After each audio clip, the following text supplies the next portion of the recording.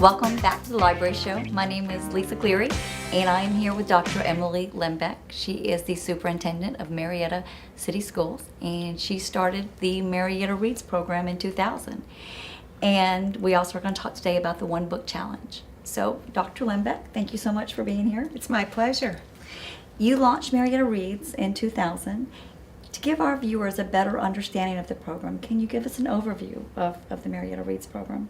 Well, Marietta Reads really is not just a school system, but a citywide, community-wide focus on literacy and development of literacy and just the joy of literacy as well. The goal was really to inspire our children in three ways. Well, in terms of the entire Marietta Reads program, that is, to have our students read more, read better, read more widely, those three things. We couldn't do that on our own. As you know, it takes a village very often to really help our students to get where they need to be, no matter where they start. So therefore, Marietta Reads was developed to, number one, encourage those three things in our students, also to get the community to support us in our efforts to do so, and then to have our adults serve as literacy leaders and role models for our youth. That's awesome. What inspired you to develop this program? Even way back then, it was becoming very apparent that there was a lot more information coming at us through the internet. And I think back on that, and I say, wow, it can't possibly be that we've had the internet in our lives this long, but we really have. And it was really becoming very clear that our students were going to really have to become more critical readers. And in order to do that, they would have to read better. And in order to read better, they would really have to enjoy reading and find reading as a reward. So therefore, we began to find ways to help reward them in becoming readers. And that's where getting the community involved would help us as well. Teachers were spending lots of money out of their own pockets to incentivize students to do things. And one was reading. They would have a treasure box and whatever it took to get students to really want to read and feel good about it. So we began to raise funds. We had the community support us. We partnered with our public library. In fact, our mascot, Marietta, has a Cobb County Library card in his or her or its back pocket.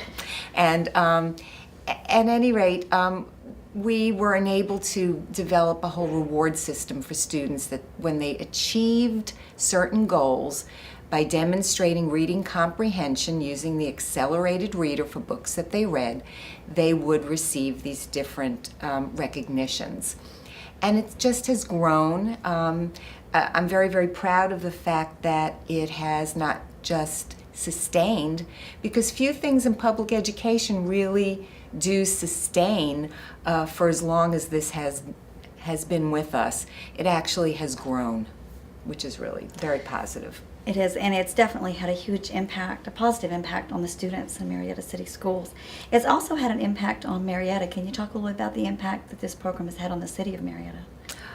It enabled the city of Marietta to become an All-America city in 2006. 3 specific projects were supposed to show a city that was really making a difference for its citizens.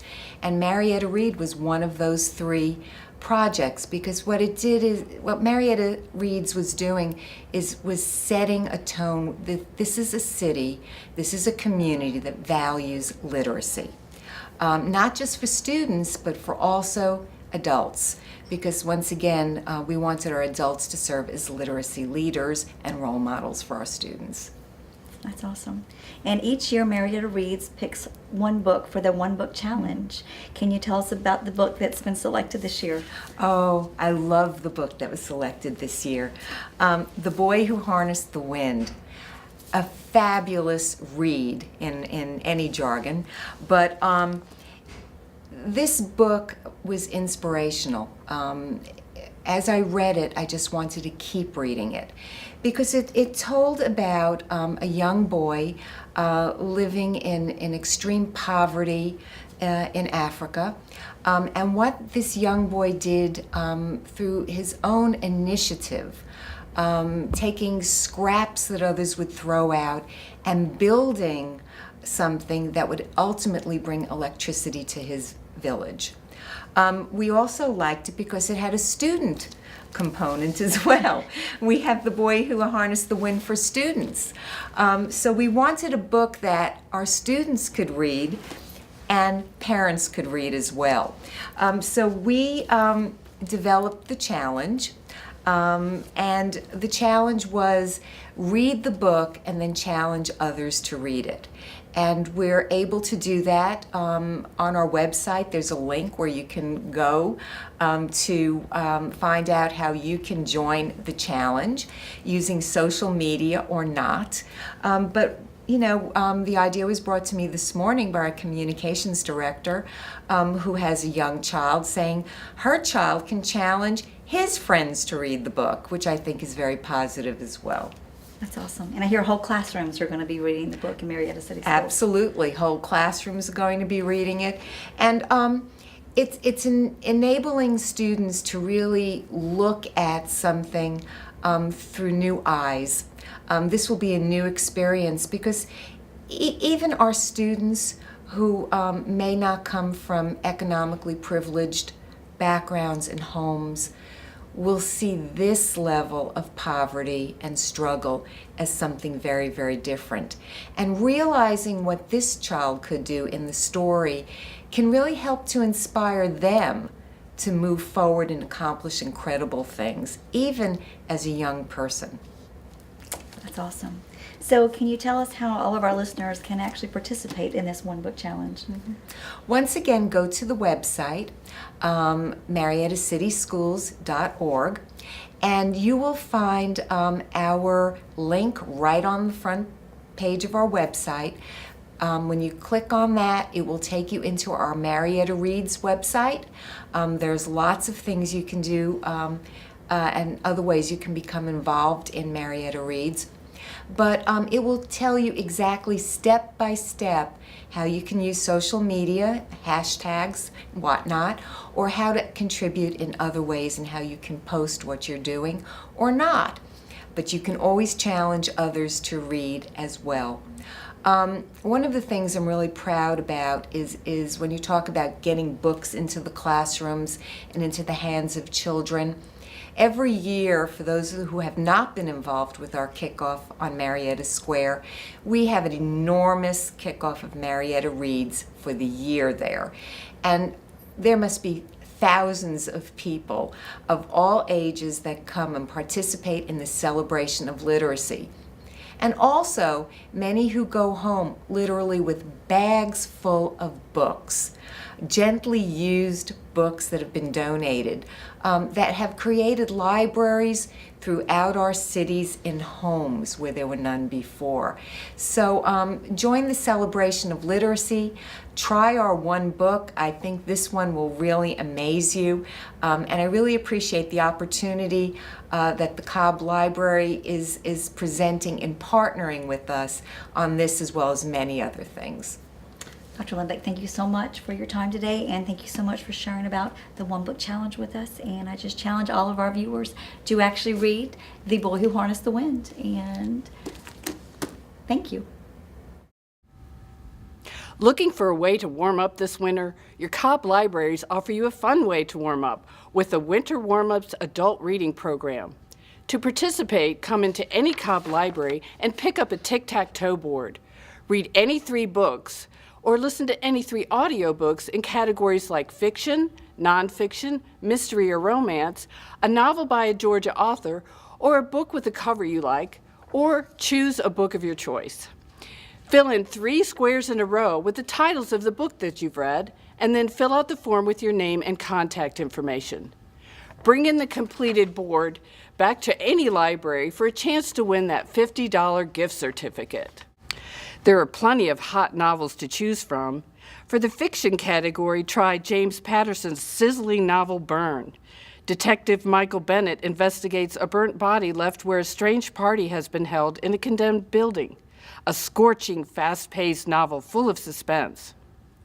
If that's not hot enough for you, try Rachel Kushner's Flamethrower, an incandescently detailed and dramatic tale of creativity and destruction. Reno, a 20-year-old thrill seeker, goes to New York to pursue a creative career in the raucous 1970s art scene. She joins a group of dreamers and storytellers, falls in love with the estranged son of an Italian motorcycle scion, and ends up in the middle of a radical social movement in 1977 Italy. The book was named one of the 10th best books of 2013 by New York's Book Reviews and was a National Book Award finalist. Be ready to laugh out loud reading Jennifer Cruzy's and Bob Mayer's novel Agnes and the Hitman, a romantic comedy full of action and adventure. It's guaranteed to warm your heart and have you laughing out loud. To complete the Georgia author category, you can choose authors like Steve Barry. He's written a series of historical fiction books that feature former Justice Department operative Cotton Malone, who can't seem to stay out of hot water as he globetrots across the world on spine-tingling quests. In The Lincoln Myth, Barry's latest book, Malone tackles the secrets of Mormonism, a U.S. senator's stealthy succession plan, and a history-shaping letter that was handed down through the executive line. Or cozy up to Manon Ballard's Miss Dimple's Mystery Series set in Georgia in the 1940s. Miss Dimple Picks a Peck of Trouble, Ballard's most recent novel, is filled with period charm and a wonderfully brave band of amateur sleuths. Choices for nonfiction category can include books like Boys in the Boat by Daniel Brown, a true story about a group of working-class youths from the University of Washington rowing team that defeated a field of elite international rivals at the 1936 Berlin Olympics. A Cinderella story sure to warm your heart. Or a biography also works for the nonfiction category. Unbroken by Laura Hildebrand, initially released in 2010, is still a hot title because of the recent release of the movie. This award-winning #1 New York Times bestseller documents the inspirational true story of Louis Zamperini, a juvenile delinquent turned Olympic athlete and World War II pilot, crashed into the ocean and survived for weeks on a life raft only to become a prisoner of war. There's nothing like curling up in your favorite chair with a good book to warm you up. So come in today and pick up a tic-tac-toe game board. Turn it in by March 20th for your chance to win a $50 gift card. Don't go away. We'll be right back with more of the show. Thanks for coming in for the interview. Oh, yeah, of course. All right, we got your personal references, your resume, high school diploma or equivalent.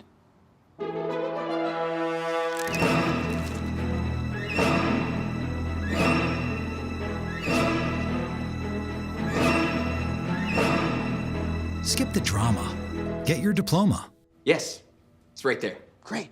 Take that first step towards a better future. Find free adult education classes at finishyourdiploma.org.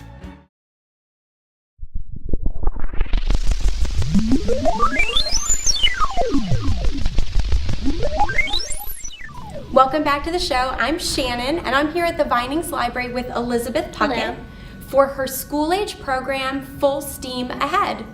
Elizabeth, what is Full Steam Ahead? Well, Full Steam is science, technology, engineering, art, and math, and we'll do a couple different experiments every week that touch on one topic. This week we are doing milk because yesterday was National Cheese Lovers Day, and the 11th of this month was the first time milk was delivered door to door. Excellent. And you will be making plastic out of milk today. Sounds interesting. Okay, how do I make plastic out of milk? First of all, grab a bowl, Okay. Add 1 cup of milk, Whole milk, skim milk, soy milk, 1% or above. 1% or above. Okay. And Milk. 4 tablespoons of vinegar. Vinegar.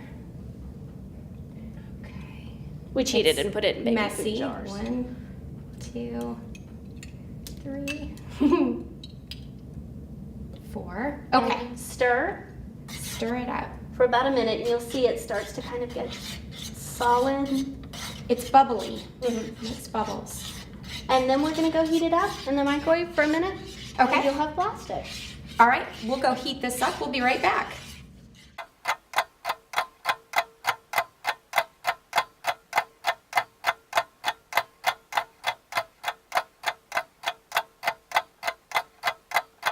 Okay, my milk and vinegar has been heated in the microwave and it looks a little solid. So what do I do with it now? Now you're gonna strain the liquids from the solids. Liquids, okay.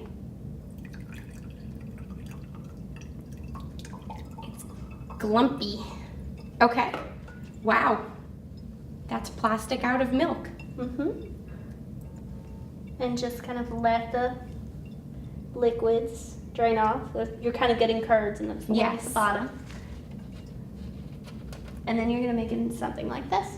Excellent. So after it's been strained out and smushed together, you end up with plastic that can be molded.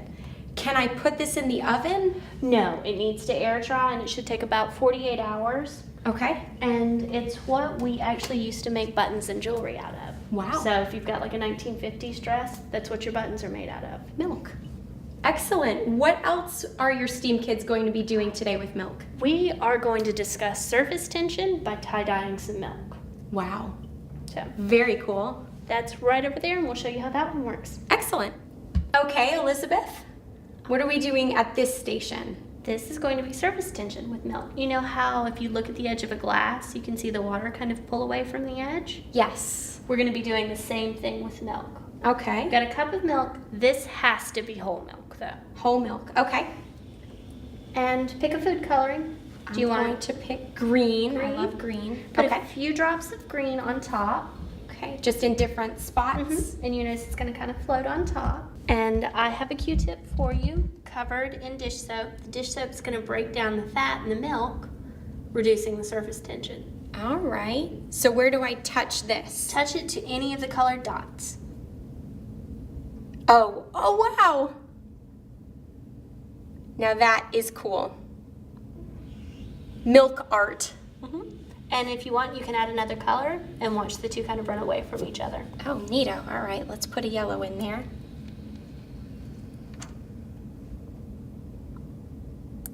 And we'll touch that. Oh my goodness. Elizabeth, this is very cool. Milk painting. Excellent. We're putting food coloring in the milk, and then we're grabbing some dish soap, like here, and then we put on the exact top of the milk, and then it makes the whole thing explode, kind of. How are we doing? Yeah, you can put a different color in it. Like this. I put a Make lot sure you in keep mine. putting dish soap on it though, because that's kind of why the color started. You see how it to leak through. explodes?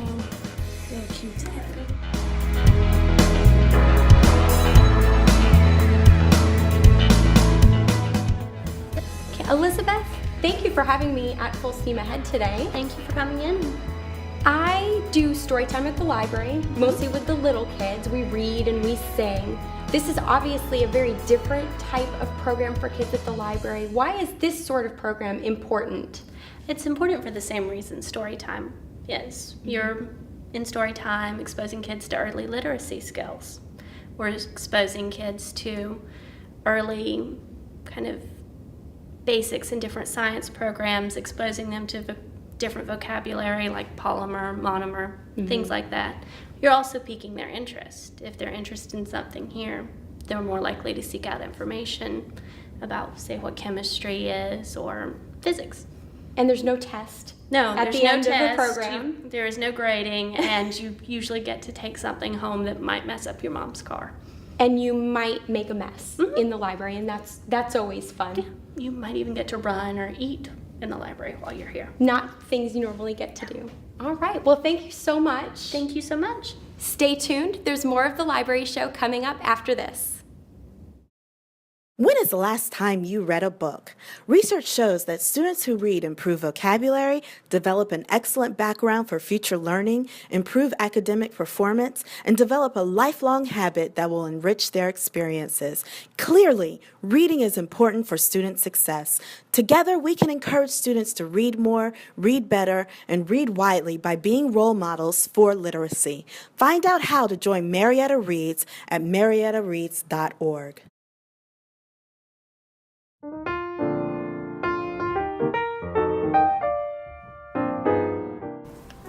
Did you know that Georgia's libraries provide resources for people who are legally blind or physically unable to handle a book? That's right, and Pat Herndon, director of GLASS, is here to tell us more. Hi, I'm Pat Herndon. I work for Georgia Public Library Services as director of GLASS. GLASS stands for Georgia Libraries for Accessible Statewide Services.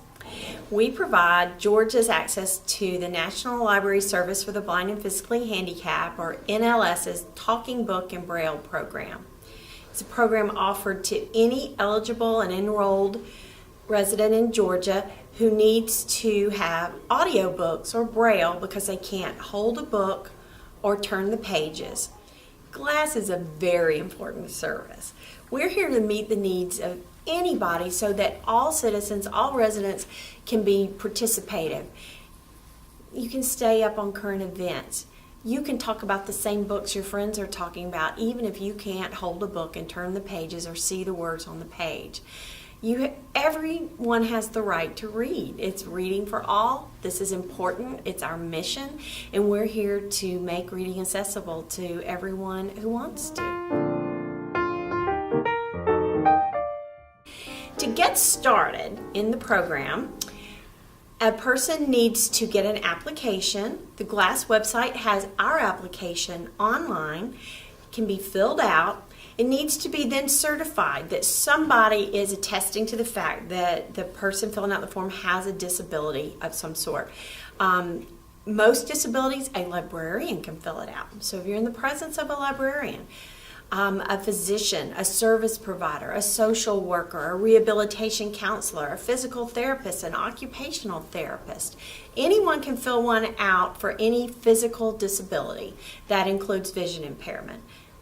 No one can sign one off for a family member. So if your brother is a physical therapist, he can't sign it off for you. But anybody else can, and like I said, including a librarian. So you could actually carry one into a public library, stand in front of the librarian, and they could sign it. If the impairment is a reading disability, there is a little bit more of a hoop to go through. A physician has to sign off for a reading disability. This includes dyslexia.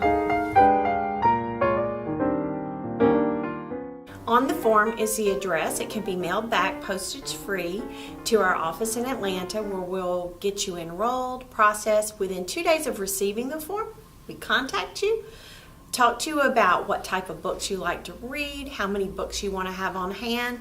We take it from there. We do the heavy lifting of helping you select your books. The books will be mailed to your home if that's how you prefer, or we can inform you on how to do your own downloads and download them onto your own flash drive that you can use with one of our digital talking book players. We mail you the talking book player at no cost. Any problems ever happen to it, you can mail it back to us at no cost using the Free Matter for the Blind program. This device is the digital talking book machine. This is the advanced version. It's got a lot of navigation keys. We do have one with a few less keys, but we find most of our patrons prefer this machine. Very rock solid, very well designed. It can be dropped, it can be carried around. It's got a rechargeable battery.